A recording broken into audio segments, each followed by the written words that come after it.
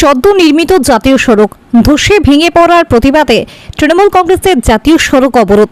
গতকাল মেমারি থানার অন্তর্গত সরডাঙ্গার কাছে ১৯ নম্বর জাতীয় সড়কের ওপর নির্মিত একটি অংশ হুড়মুড়িয়ে ভেঙে পড়ে।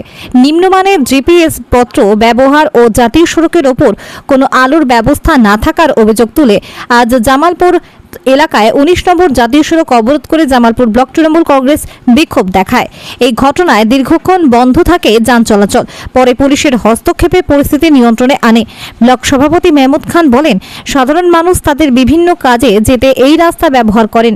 সারা দিনে হাজার হাজার গাড়ি চলাচল করে এই গুরুত্বপূর্ণ রাস্তা দিয়ে। নিম্নমানের কাজ করার জন্য এই গুরুত্বপূর্ণ রাস্তা ভেঙে পড়ে। দেশের জাতীয় সড়কের এই নিম্নমানের কাজের জন্য তারা প্রধানমন্ত্রীর কাছে জবাব চান। তিনি বলেন, সাধারণ মানুষের জীবন নিয়ে ছিনিমিনি খেলতে তারা দেবেন না। যখন যা ইচ্ছা তাই করে যাচ্ছে এই কেন্দ্রের সরকার। হঠাৎ করে গ্যাসের দাম বাড়িয়ে মধ্যবিত্ত শ্রেণীর মানুষকে বিপদের মধ্যে ফেলে দিচ্ছেন। তার ব্লকের মধ্যে জাতীয় সড়কে যেটুকু রাস্তা আছে তাতে সব জায়গায় লাইট নেই। তারা অবিলম্বে ঠিকাদারি সংস্থার লাইসেন্স বাতিল করতে এবং আইনানুগ ব্যবস্থা গ্রহণের দাবি জানান। ভূতনাথবাবু বলেন, অত্যন্ত নিম্নমানের সামগ্রী দিয়ে এই রাস্তা বানানো হয়েছে। তিনি বলেন, কেন্দ্রের প্রধানমন্ত্রী এবং স্বরাষ্ট্রমন্ত্রীর ঘনিষ্ঠ কোম্পানি এই রাস্তা করেছেন।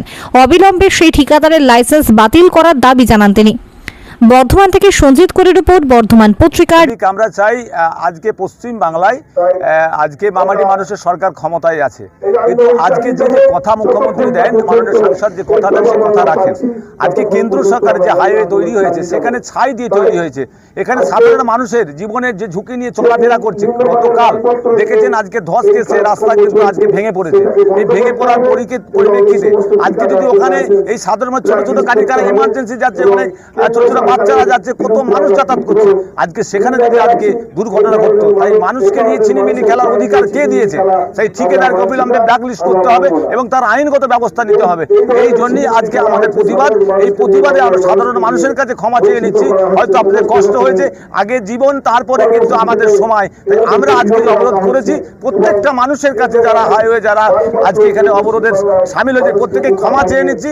কারণ মামাটি মানুষের সরকার আজকে জনগণের সঙ্গে আছে, যাতে জনগণ যাতে সুরক্ষিত থাকে। তাই হাইওয়ে যে আজকে পরিস্থিতি তৈরি হয়েছে সেখানে নতুন করে আজকে সেই জায়গাটাকে লক্ষ্য রাখতে হবে। তাই কেন্দ্র সরকার আজকে যে হাইওয়ে তৈরি করেছে সেখানে ছাই দিয়ে তৈরি করেছে, সেই জন্যই আজকে সাধারণ মানুষ আজকে বিপদের মুখে আছে। তাই আজকে এইখান থেকে যেমন জামালপুর আমাদের মোশাকগ্রাম থেকে আমাদের ঝাপানডাঙ্গা পর্যন্ত স্ট্রিট লাইট দেওয়ার কথা ছিল, সব জায়গায় হয়েছে, এখানে স্ট্রিট লাইট কিন্তু দেয়নি। সে কি দাবি রাখছেন মূলত এখান থেকে?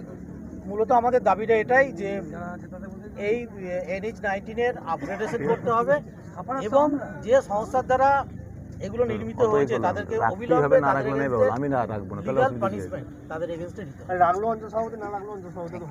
আমরা প্রথম থেকেই জানতাম যেটা নিম্নমানের মালপত্র দিয়ে এই NH-90 তৈরি হচ্ছে এবং নিম্নমানের মাল তো দূরের কথা, মানে একদম নীলের ছাই এবং নিম্নমানের মাটি।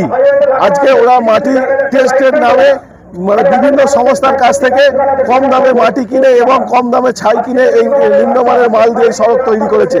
এর জন্য ধিক্কার জানাই এবং যে সংস্থা করেছেন তার যেন লাইসেন্স ব্ল্যাকলিস্ট হয় এবং এই কেন্দ্রীয় সরকার এই ধরনের যে সমস্ত সংস্থাকে দিয়ে কাজ করছে এর জন্য আমরা ধিক্কার জানাই।